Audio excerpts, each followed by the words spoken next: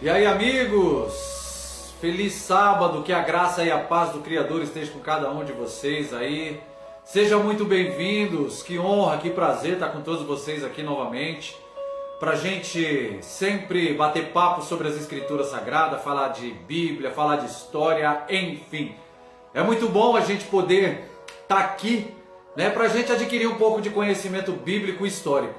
Estamos aqui fazendo um episódio aqui, já fiz um vídeo com esse tema maravilhoso, como que a Bíblia chegou até nós, então é muito bom. Fiz o vídeo 1, fiz o vídeo 2, mas deu problema lá semana passada, e hoje estamos aqui novamente para dar continuidade nesse novo episódio aqui, como que a Bíblia chegou até nós. Então para mim é um prazer, é uma honra estar com todos vocês aqui.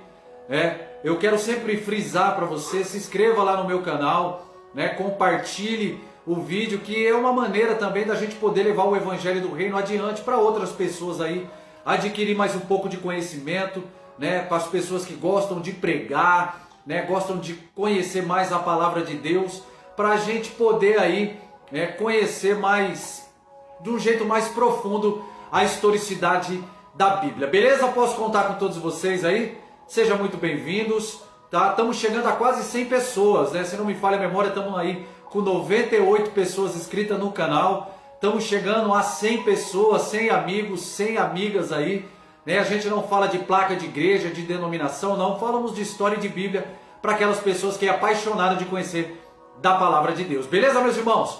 Então vamos adentrar dentro da historicidade aqui, vamos aprender mais um pouco das Escrituras Sagradas. No vídeo 1, nós falamos ali por que estudar a Bíblia, quais as razões de nós estudarmos a Bíblia, compreendemos um pouco da história, um pouco da cultura. Começamos a falar sobre essa temática maravilhosa de como as Escrituras Sagradas chegaram até nós, de como a Bíblia ela é composta, de quais livros são. Estou fazendo aqui uma breve recapitulação do vídeo que eu fiz lá. Falamos sobre como são agrupados o Velho Testamento, Novo Testamento, como surgiu o processo das Escrituras Sagradas, a oral, a tradição de escrita, enfim. Foi algo muito bacana no vídeo 1, que eu tenho certeza que você parou para assistir, você tem assistido aí e tem aberto mais a sua mente, assim, de um jeito bem interessante lá. Falamos sobre os escritos cuneiformes, lembra? Lembra lá dos escritos cuneiformes?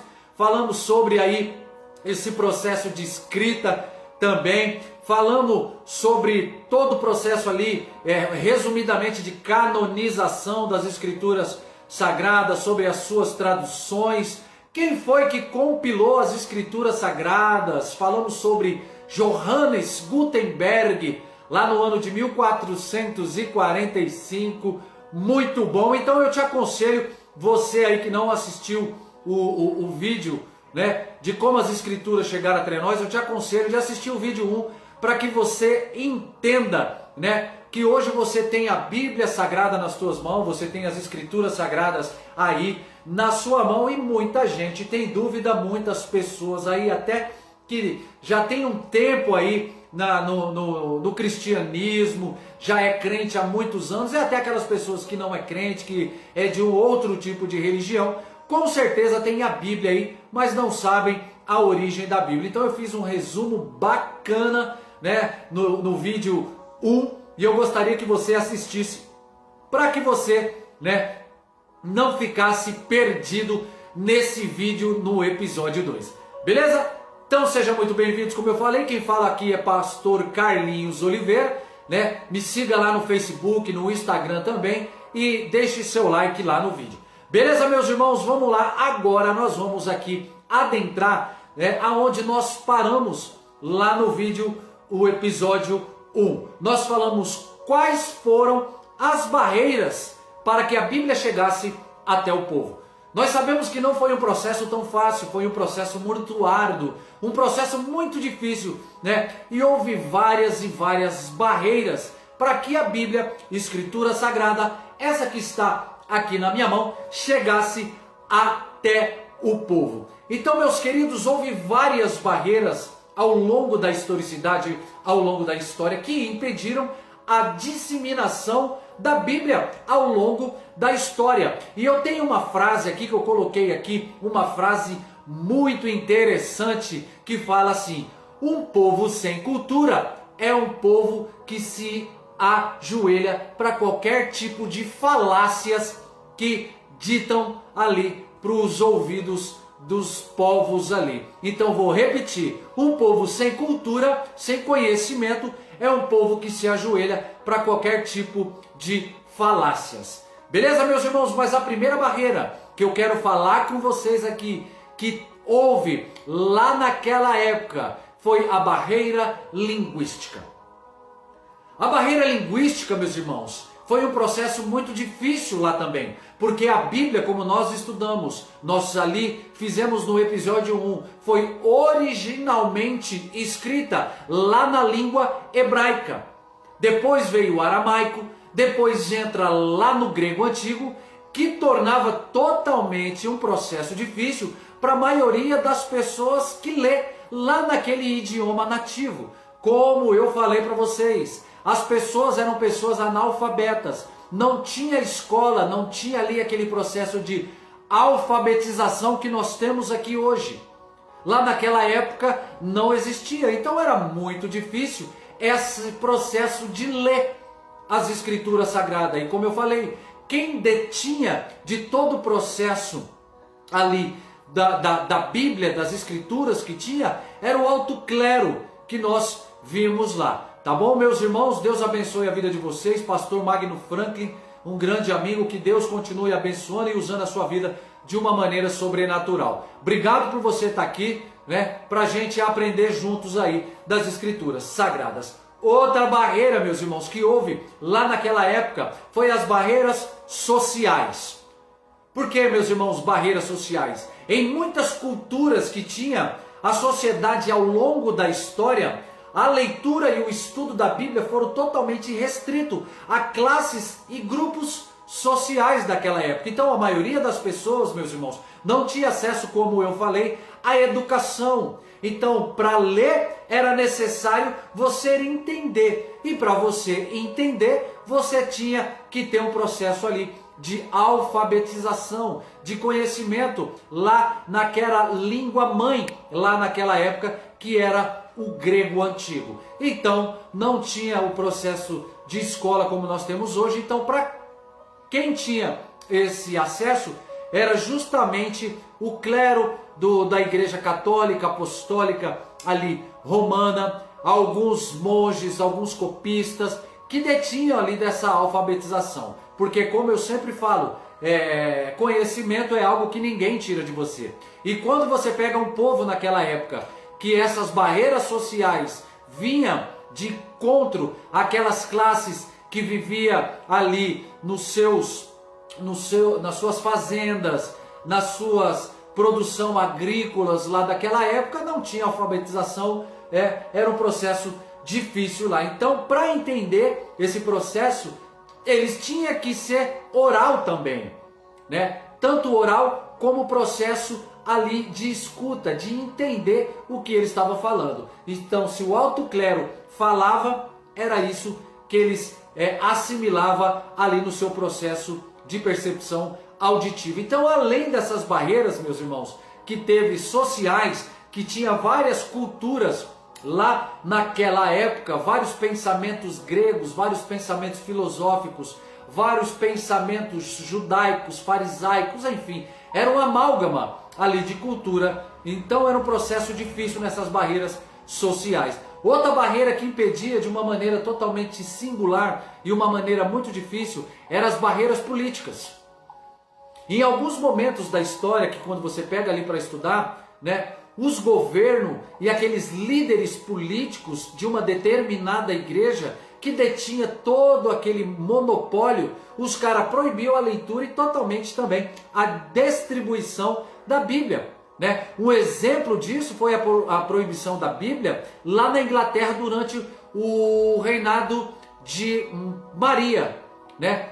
O reinado de Maria, que foi ali uma rainha, a primeira rainha ali, né, conhecida também como Rainha Sangrenta ou como Maria Sangrenta. Então os processos políticos, né, os processos de líderes religiosos ali da igreja também tinha essa barreira para que o povo não conhecesse mais da Bíblia, porque como fala, um povo ignorante sem conhecimento é fácil de você conduzir para onde você quer. Então também fazendo o paralelismo na época de hoje, não é diferente assim. Quanto mais conhecimento você busca, mais você vai ficando instruído em qualquer área, tá, meus queridos? Não só na área eclesiástica, mas na área cultural, na área filosófica, na área econômica, na área de política, na área de sociologia, na área da ciência, enfim. O conhecimento tá para todos, mas nós sabemos que infelizmente nem todos querem obter conhecimento. E ali entra em cena essa primeira rainha, chamada intitulada ali com esse adjetivo de apelido como Maria Sangrenta, que eu fiz questão de colocar aqui porque esse nome é forte quando fala de sangue, Você vê que todos esses processos aqui de proibição, você vai ver justamente nessa Maria Sangrenta. O nome já está dizendo Maria Sangrenta, já dá para você aí fazer uma conjectura aqui, para entender. Mas eu vou fazer aqui uma rápida digressão para vocês de quem era Maria Sangrenta. Maria Sangrenta, meus queridos, foi a primeira rainha da Inglaterra e também rainha da Irlanda, lá no ano de 1553. Olha para você ver como é apaixonante. Quando você estuda a Bíblia, muitas pessoas acham assim, pastor Magno, meus amigos que estão aí, Maurício, enfim, todos os nossos colegas aí.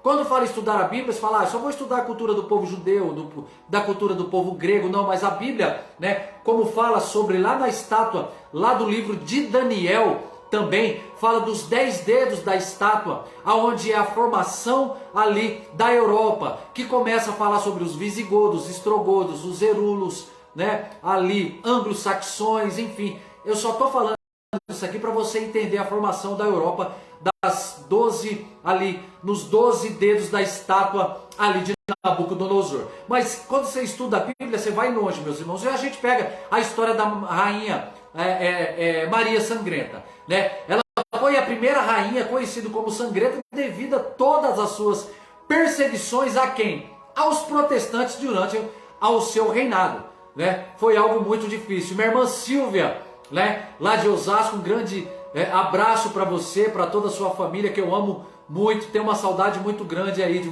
vocês aí, Deus abençoe a vida de vocês.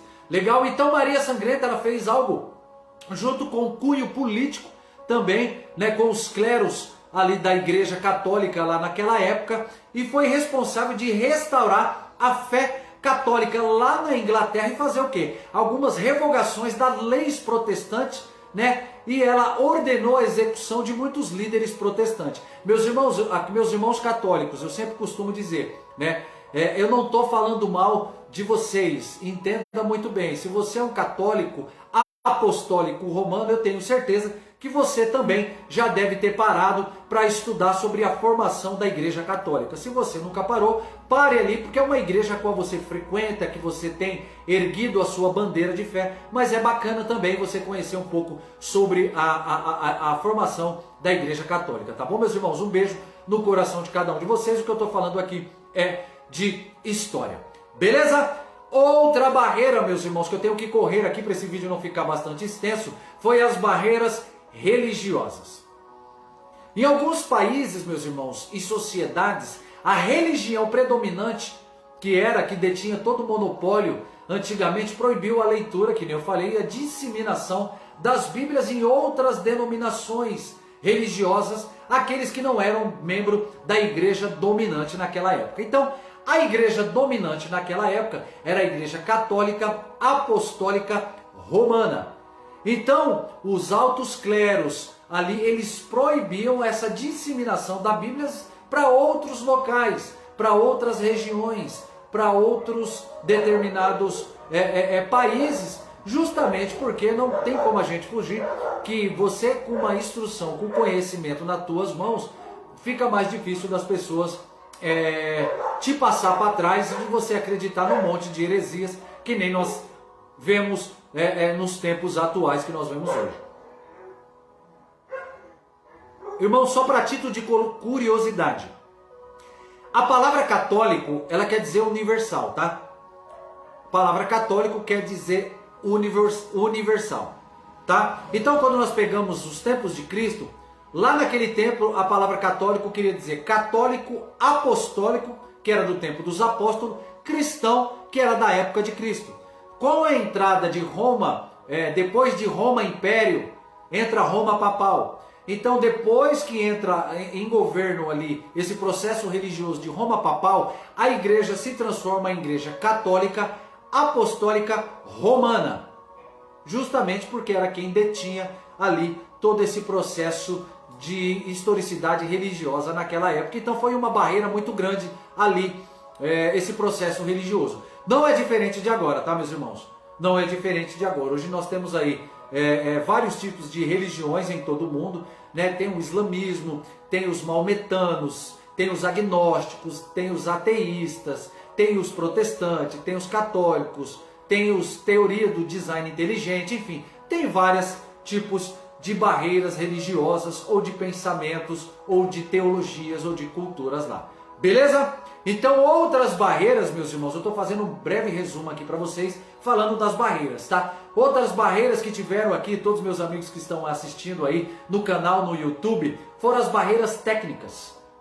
Antes da invenção da prensa, lembra que eu falei para vocês de Johannes Gutenberg, lá no ano de 1445, com a criação da prensa ali, que é aquela prensa tipográfica, que foi a produção das cópias manuscritas da Bíblia, que foi um processo que foi caro, um processo que foi demorado para distribuir ali a Bíblia. Então foi um processo muito limitado, meus irmãos, embora essas barreiras tenham dificultado a disseminação da Bíblia, as Escrituras Sagradas, em certos momentos da história. Se liga só, muitas pessoas trabalhavam incansavelmente para quê? Para superá-las e garantir que a Bíblia estivesse disponível hoje nas minhas mãos e nas suas mãos. Então, hoje em dia, a Bíblia ela está totalmente, amplamente disponível em muitas e muitas e milhões de línguas diferentes, pode ser estudada, né? E qualquer pessoa pode ter acesso a uma cópia biblicamente falando, né? Hoje, infelizmente, a gente sabe que tem muitas pessoas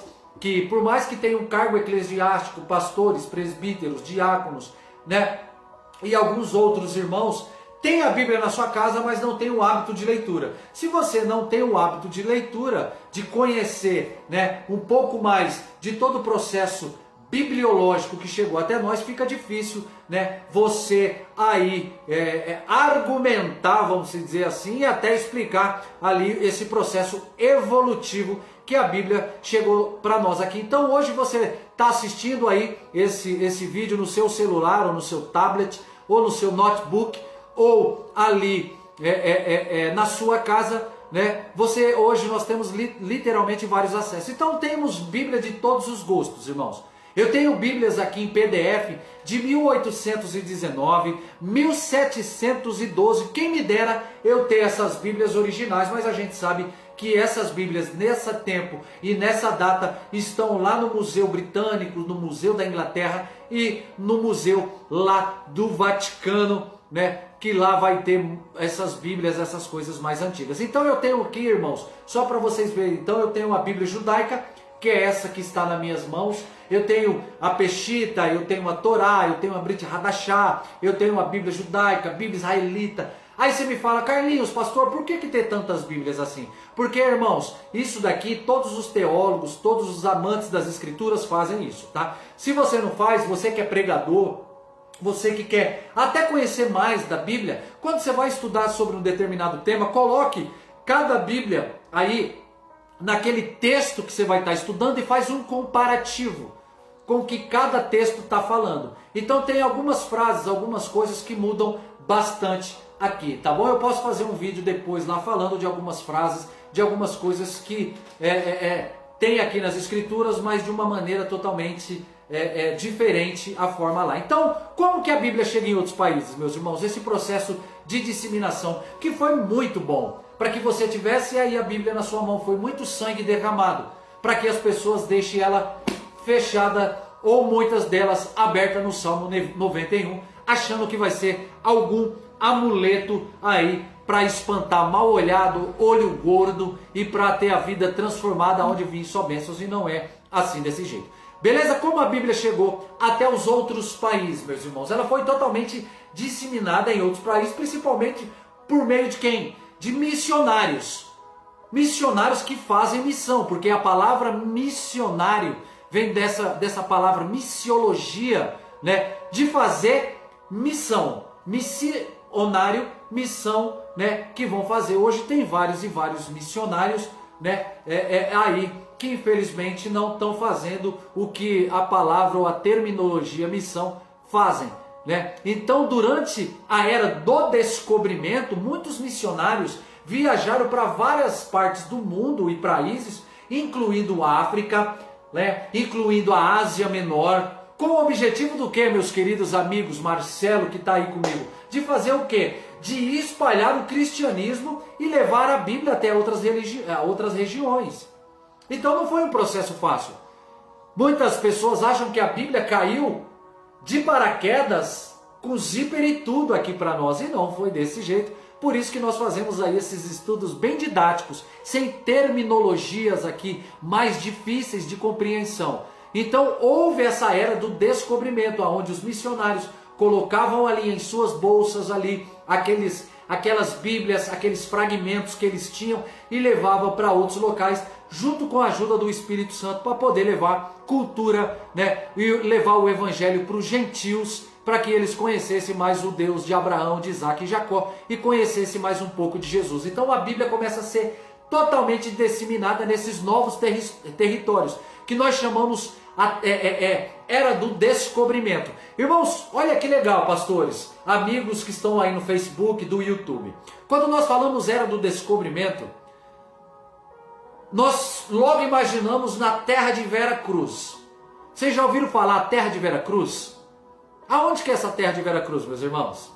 Vamos ver se vocês estão bons de história. Vamos ver se na aula de história aí, na escola, vocês aprenderam aonde foi essa terra de Vera Cruz, que os missionários vieram aqui trazer a Bíblia, as Escrituras e falar um pouco de Jesus para nós. Voltou lá na escola? Então eu vou aqui te lembrar. Terra de Vera Cruz foi o nome, meus amigos e irmãos, dado pelos primeiros exploradores portugueses quando chegaram aqui no Brasil no ano de 1500. Então o Brasil, olha só como é apaixonante a história. Eu sou um amante da história. Então hoje esse nome Brasil, antes de ser Brasil, era terra de Vera Cruz, e o nome Brasil foi justamente por uma madeira que nós conhecemos lá, chamada pau-brasil, né? Aonde os missionários vieram aqui, né? Lá no ano de 1500, aonde foi rezada a primeira missa católica, tá? Lá no dia 26 de abril, se não me falha a memória, no ano de 1500, por um padre, né, chamado Frei Dom Henrique de Coimbra. Opa, história é muito bom, legal, olha só, nós estamos aqui aprendendo também história. Nós sabemos todo o processo aqui, eu não quero falar, né, e não dá tempo de eu falar, todo o processo de catequização que houve, todo o processo ali vamos dizer assim, de colonizar ali a nossa terra de Vera Cruz, o Brasil, todo o processo dos padres jesuítas que ali fizeram todo aquele processo ali, né? E assim, senão eu vou sair da temática. Então, mas foram os primeiros ali católicos que chegaram no ano de 1500. Mas o que é interessante também, aí eu quero fazer uma pergunta para nós aqui, uma pergunta retórica, tá, meus irmãos? Vou fazer aqui uma pergunta retórica. Deixa eu ver o tempo aqui, né? Porque senão fica muito extenso o vídeo. Bem, se os nossos irmãos católicos vieram nos naus, naquelas caravelas de Vasco da Gama, que eram aquelas pessoas lá da Inglaterra, os portugueses, os espanhóis que detinham todo ali o conhecimento na área naval, falando dos portugueses aqui, aí você fala para mim assim, pô pastor, mas me fala uma coisa para mim, se foram os católicos que vieram, como os protestantes vieram para cá? Como os crentes vieram para cá? Beleza, irmãos? Eu estou falando aqui até onde eu estudei, até onde eu vi, tá bom? Mas no ano, né, de 1520, alguma coisa, não me falha agora a memória, eu não me lembro, mas vieram o primo de Martinho Lutero, chamado Eliodoro Eoboano, se não me falha a memória, junto com mais um amigo dele, vieram para cá justamente para a América, para poder ali fazer esse processo de evangelismo protestante para cá, tá? Isso eu não estou falando aqui, né, de Gunnar Wingre, né, e nem de que vieram ali no ano de 1910, se não me falha a memória, lá em Belém do Pará e no Rio de Janeiro lá também, né, de Daniel Berg, que eu lembrei, não, tá? Isso aí é outro contexto lá que a gente vai falar, mas estão entendendo? Vieram aqui para nós. Então, começa, irmão, fazer um processo de sistematização da Bíblia, que começa a criar o quê? Sociedades bíblicas. Para fazer o quê? Para ajudar todo o processo de tradução da Bíblia lá no mundo, tá? Isso eu estou pulando bastante da história, tá, irmãos? Porque senão eu vou ter que fazer muitos vídeos aqui. Então, o que era essa sociedade bíblica? Eram organizações sem fins lucrativos, tá? Que trabalhavam para traduzir e imprimir a Bíblia em diferentes línguas para todo o mundo que nós temos hoje. Então, as sociedades bíblicas americanas, né, e as sociedades bíblicas britânicas, né, estrangeira, né, foram algumas dessas sociedades que nos ajudaram muito nesse processo evolutivo para que nós tivéssemos mais conhecimento da Bíblia, para que nós tivéssemos a Bíblia em nossas mãos. Irmãos, antigamente todo o processo aí, eu não lembro se eu falei no vídeo 1, mas eu vou falar aqui no vídeo 2, a Bíblia era cursiva, não tinha epígrafe e não tinha versículos. Ah, irmão, pastor, o que é epígrafe aqui? Epígrafe são aqueles títulos que colocam em cima da Bíblia, que hoje nos dá mais uma direção para a gente entender melhor o que estava sendo falado. Então, por exemplo, eu vou abrir aqui, lá em Isaías capítulo 40, ele fala, a segunda parte, ele fala assim, olhando além dos cativeiros. Então isso aqui é uma epígrafe, né? Você vê no Isaías 39, em cima fala a insensatez de Ezequias. Enfim, são essas epígrafes que nos ajudam a dar uma direção, a dar um bom entendimento. Mas a Bíblia era cursiva, então ela não tinha versículos. Ela tinha só capítulos ali e ela ia embora, como eu tenho aqui as mais antigas, de 1719 e 1819 e 1712. Então lá na Idade Média, meus irmãos, os monges, né, irlandeses, monges escoceses, né, começaram a viajar toda a Europa continental para fazer o que? Levar essas cópias da Bíblia para chegar lá. Então esses manuscritos eles foram então copiados, distribuídos por toda a Europa. Então hoje em dia a Bíblia, né, ela é amplamente disponível em PDF, disponível, né, no físico, disponível, né, em vários idiomas e pode ser encontrada em todo tipo de livraria e igrejas, né, você pode encontrar e também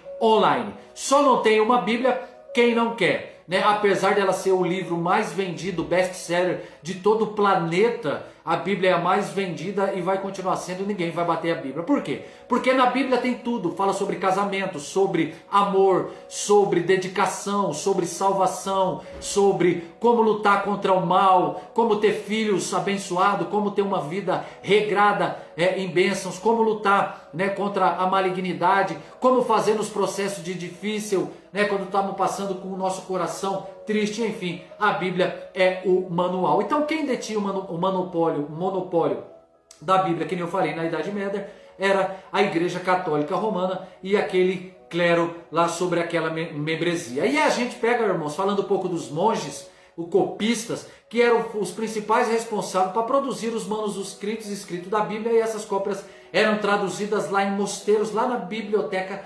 monásticas. Por isso que a palavra vem monge. Os caras ficavam enclausurados lá em mosteiros ali, fazendo todo esse processo de copiando ali essa Bíblia lá, Santo Agostinho, enfim, né, esses monges lá, que não dá para mim estar dando o nome de todos aqui, senão vai fugir desse contexto. Então os caras, né, passaram a sua dedicação, a sua vida inteira, né, nesse processo de fazer. Então, né, no entanto, meus irmãos, com o advento da imprensa lá no século XV, a produção da Bíblia, foi o que eu falei, foi muito mais acessível para nós, né? A Igreja Católica, né, teve um papel de exercer uma importância também na interpretação dos ensinos bíblicos, né? Eu costumo fazer uma pergunta assim para alguns amigos, irmãos, eu faço para você, mas agora você estudando, você vendo esse vídeo, fica mais fácil de você responder. A Bíblia fez a igreja ou a igreja fez a Bíblia?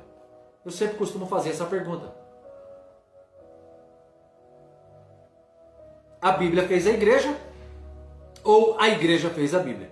quando você começa a estudar, você vê que foi a igreja que fez a Bíblia, né? Por isso que eu estou fazendo esse vídeo. Então, durante a história, irmãos, a Igreja Católica enfrentou uma série de problemas internos quando ele começou nesse processo evolutivo, tá? Da Bíblia. Né? Não foi um processo tão fácil assim. Houve grandes controvérsias, houve grande cisma da Igreja Católica lá. Houve grande racha, que conforme a teologia foi o grande cisma do Oriente, né? Lá no ano de 1054, onde ocorreu ali entre a Igreja Católica Ortodoxa Oriental, né, com a Igreja Católica Ocidental. Houve ali esse cisma, esse racha com divisões teológicas causado por disputa de autoridade papal, né? Ou seja, quem seria o Papa detentor de toda a autoridade de toda a Europa. Então houve esse cisma, esse racha. O Papa da Igreja Ortodoxa Oriental falou: somos nós que temos o total domínio sobre todos, e a Igreja Ocidental falou: não, não é vocês, somos nós. Então cada um foi para um lado. A gente pode estudar depois sobre esse grande cisma. E aí lá no século XVI, né, fazendo aqui um pulo, vem a Reforma Protestante, né, um movimento liderado por Martinho Lutero, mas antes de Martinho Lutero também vários outros homens protestantes tentaram ali fazer essa reforma protestante, né?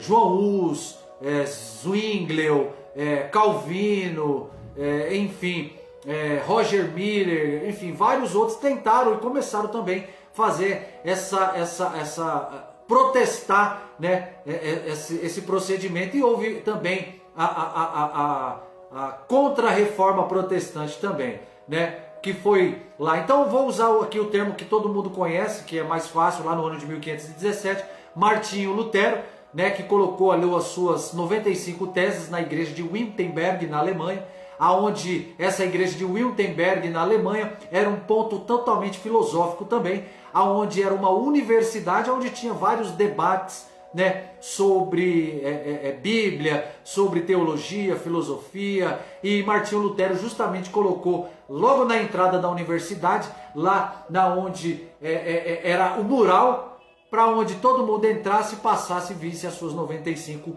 teses lá, né? E outra coisa também que teve lá no Concílio do Vaticano II, que foi no ano de 1652 ao ano de 1655, a liberalização teológica. Meu Deus, quase não sai. O que foi isso? Vocês devem perguntar. Foi um movimento de liberalização da teologia lá na Igreja Católica, tá, irmãos? O que inclui essa liberalização? Inclui mudança em várias práticas de doutrina, né?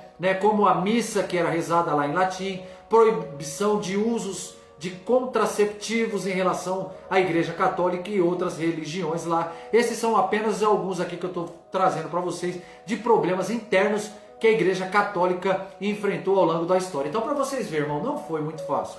Foi um processo muito difícil mesmo. Por isso que eu faço esses vídeos, para que você entenda um pouco, né, sobre. Então houve várias e várias perseguições ali da Bíblia. Eu vou tentar falar aqui agora em 10 minutinhos, né, para a gente entender essas perseguições, para que a Bíblia não fosse disseminada. Então, ao longo da história, irmãos, teve vários episódios, né? Teve censura da Bíblia, proibição de ser divulgada, né? Houve perseguições, né? A perseguição lá de Epifânio, lá no segundo século, né? Que o nome fala Antíoco Epifânio, né? Que era um rei grego que tentou proibir o judaísmo de impor a cultura grega na região da Judéia, inclusive proibindo a leitura da Bíblia.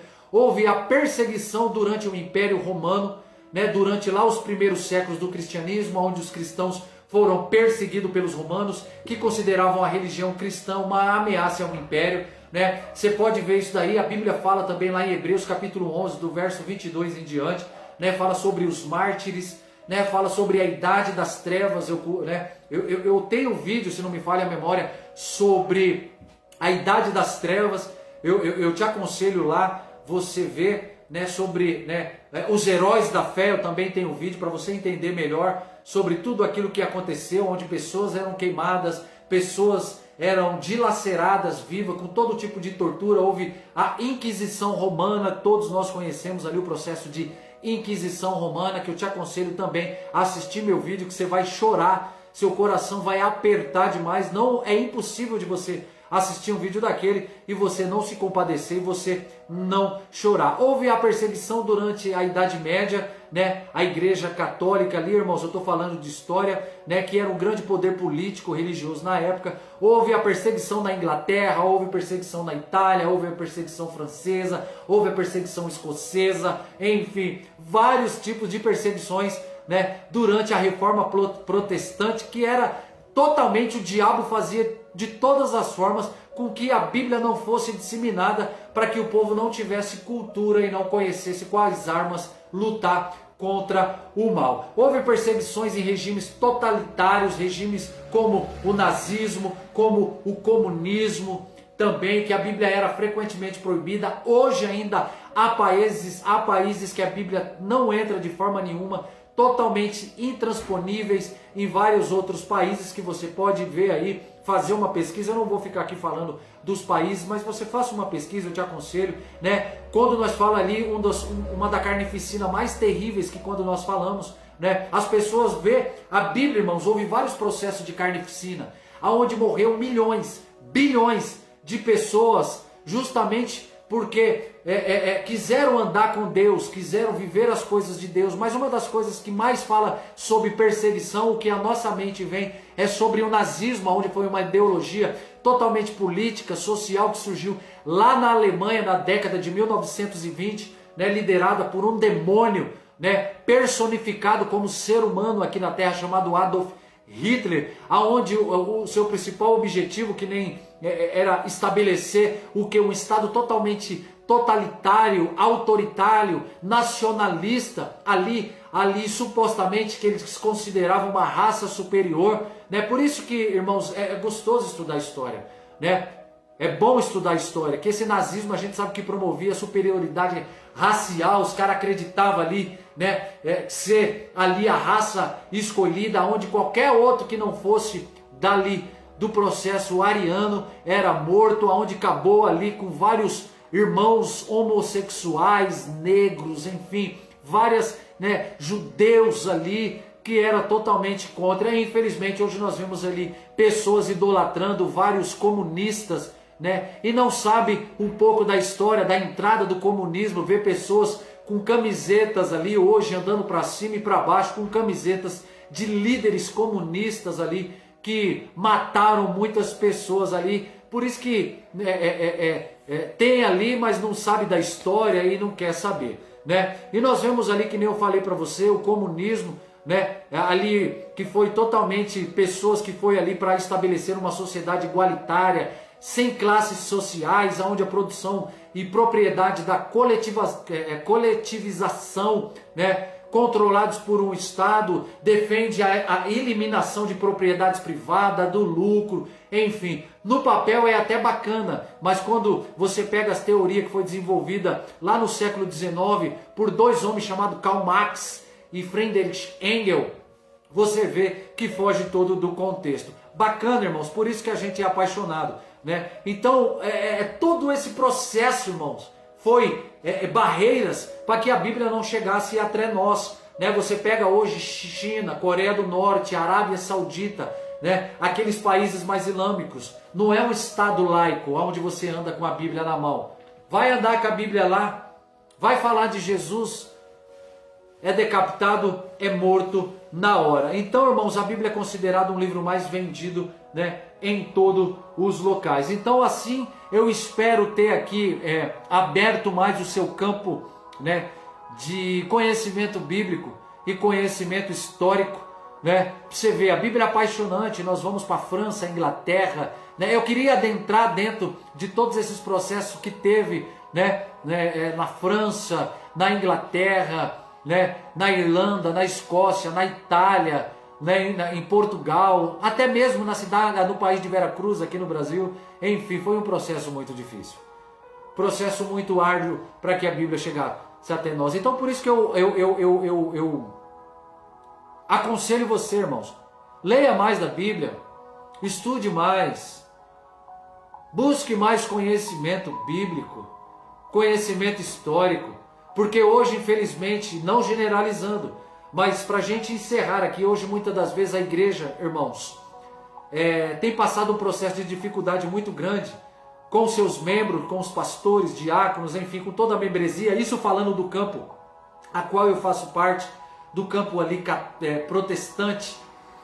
Tem passado um processo muito difícil, porque você vê pessoas que estão dentro da igreja, mas não conhecem nada, não sabem como lutar, não sabem quais foram os processos aqui. Então são muito... Eu vou usar uma frase que não é minha, mas do pastor Augusto Nicodemos, que ele fala: nesse tempo atual nunca se pulou tanto, nunca se gritou tanto, nunca teve tanto movimento e muito pouco leitura bíblica, muito pouco de leitura de palavra. E aí as pessoas entram dentro da igreja e saem da mesma forma que estão. Não conhecem nada, nada de nada. Mas passam 2, 3, 4 horas pulando, saltando, profetizando. Irmãos, eu não sou contra isso, tá? Eu acho bonito o avivamento dos irmãos pentecostais. Eu acho lindo, eu acho bacana. Eu acho algo interessante, bacana. Mas o que eu gosto mesmo é que quando uma pessoa entenda o que está sendo falado, entenda o que a Bíblia diz, o que a história nos diz. E não importa a quantidade de pessoas que vão assistir esse vídeo, mas o que importa é ver pessoas que têm chegado para mim e falado: pastor, Deus abençoe pelos seus vídeos, que agora eu estou entendendo o que a palavra de Deus me fala. Eu estou há 15 anos, 20 anos dentro de uma denominação, aonde eu achei que estava entendendo tudo, mas como eu comecei a fazer que nem os bereanos de Atos 17, a ter essa chave virada no meu coração, esse gatilho que o Espírito Santo usou a tua vida para falar, eu estou vendo que nós precisamos mesmo buscar conhecimento bíblico e histórico. Amém, meus irmãos? Então, não deixe de compartilhar esse vídeo. Estamos chegando a 100 pessoas aqui no YouTube. 100 pessoas, irmãos. Não é fácil. Quem tem aí canal no YouTube sabe que não é fácil você ter 100 pessoas. E eu vou ser redundante e vou falar aqui para vocês. Irmãos, eu não procuro quantidade no YouTube. Mas é legal qualidade. Qualidade de pessoas. Se você for fazer um canal no YouTube pregando palavra, conhecimento bíblico, achando que você vai ganhar dinheiro, que você vai ser um youtuber, eu já vou te falar logo, esquece, esquece, esquece que é sem chance, não vai não. Mas eu estou muito feliz por quase 100 pessoas no meu canal, quase 100 pessoas. Amém, meus irmãos?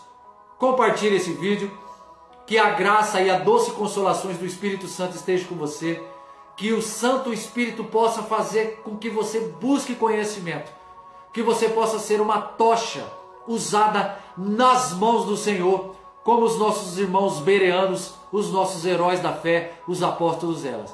Um beijo no seu coração. E estamos aqui até a próxima, se assim o Criador, o Eterno, assim nos permitir. Deus vos abençoe. Amém? Deus abençoe.